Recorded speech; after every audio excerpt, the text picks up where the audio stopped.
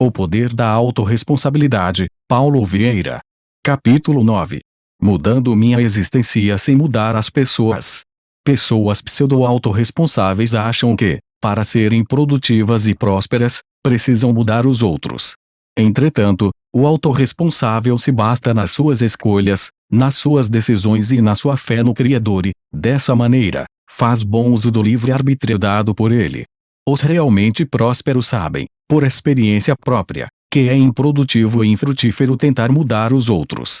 Sabe que seria arrogante e prepotente sair por aí, como os sábios do mundo, querendo que as pessoas sejam diferentes. Impelindo, coagindo, persuadindo ou até mesmo impondo que sejam aquilo que eles entendem como certo. Os autorresponsáveis sabem que, a médio e longo prazos, os resultados de tentar fazer os outros atenderem suas expectativas pode gerar situações desastrosas.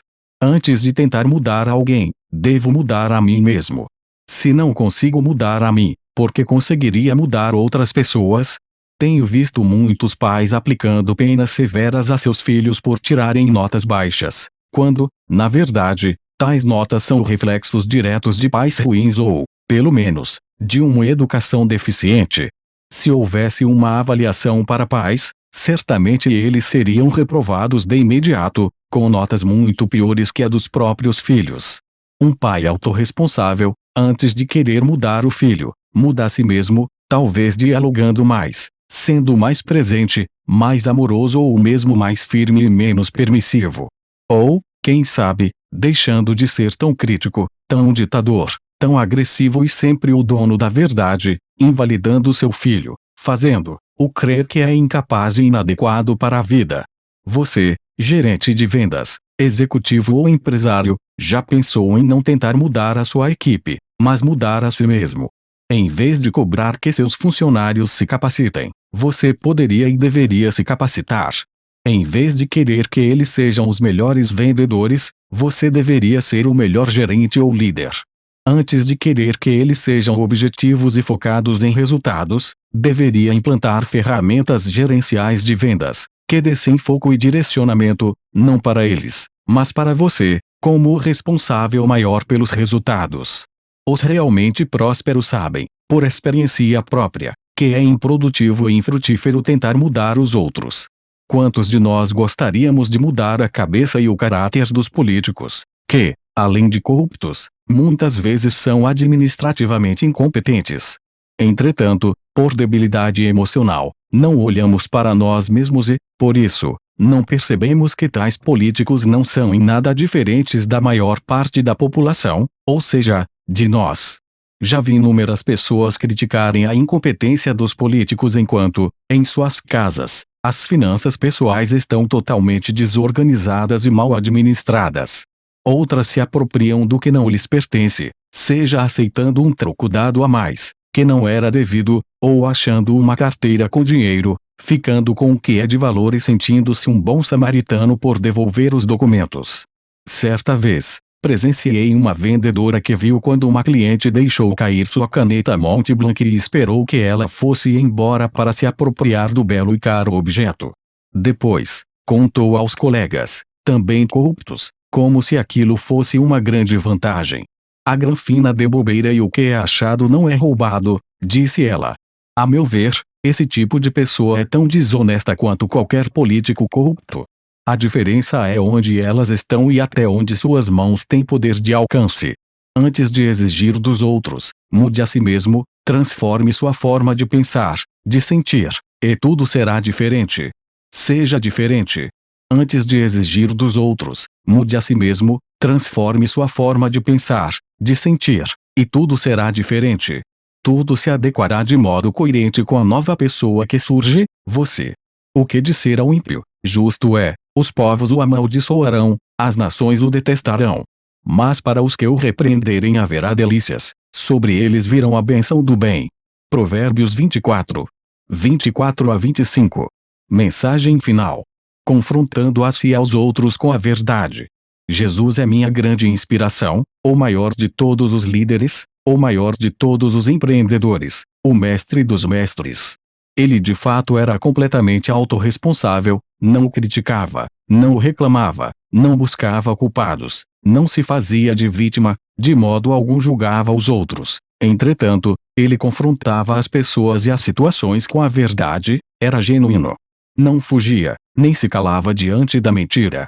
Não se privou de expulsar os vendilhões do templo, não se calou diante dos hipócritas fugindo da ira vindoura, nem diante de seus discípulos quando, ao invés de orar e vigiar, foram dormir.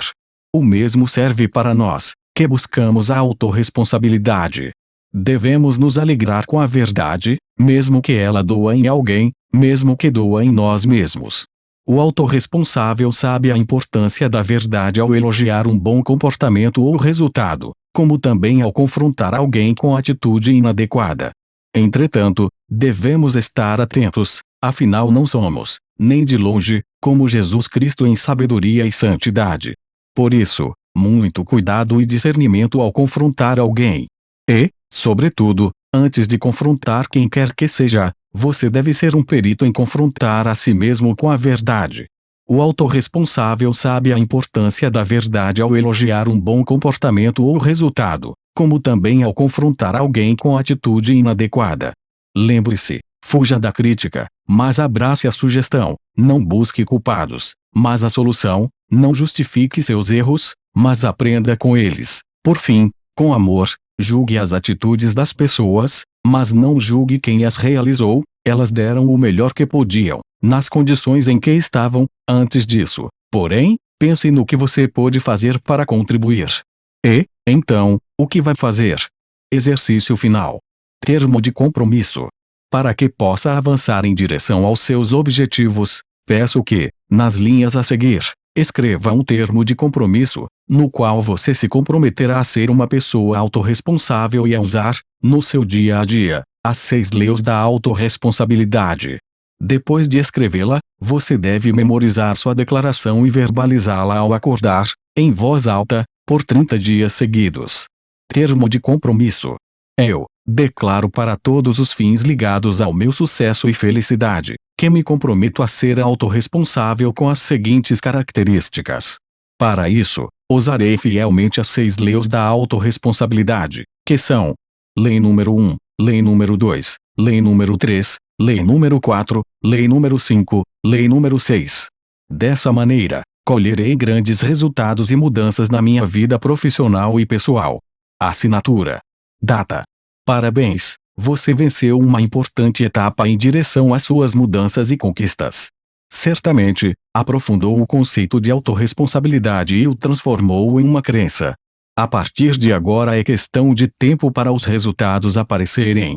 Pense, fale, sinta e se comporte com autorresponsabilidade, e as suas mudanças começarão imediatamente. Que Deus continue abençoando e abrindo as portas para o seu crescimento e suas conquistas.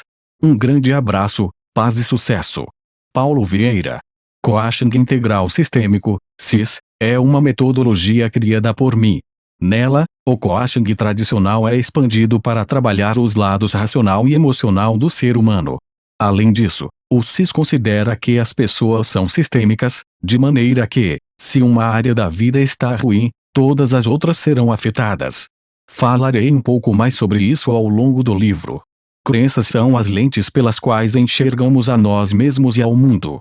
São reflexo da nossa vivência em família, da moral, dos valores e da ética que nos foram transmitidos durante os primeiros anos de vida, porém, também podem ser modificadas ao longo de experiências posteriores. Elas são formadas por repetição ou forte impacto emocional. Toda crença é autorrealizável, portanto, as suas crenças determinam os seus resultados. Este assunto é abordado de modo mais consistente nos livros O Poder da Ação, O Fator de Enriquecimento e Poder e Alta Performance. Essa divisão, porém, não é absoluta, pois os dois hemisférios são interconectados, trabalhando em conjunto, e o papel de cada área varia de acordo com a necessidade. Aqui, usamos essa divisão no sentido metafórico, com o objetivo de tornar a explicação mais clara e didática.